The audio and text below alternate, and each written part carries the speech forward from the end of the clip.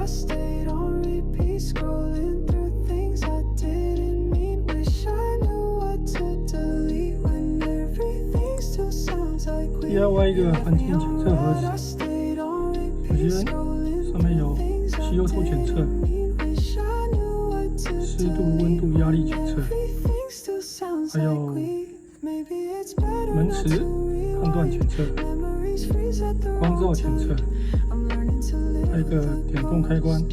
按下去之后，屏幕会亮，15秒之后自己会关闭。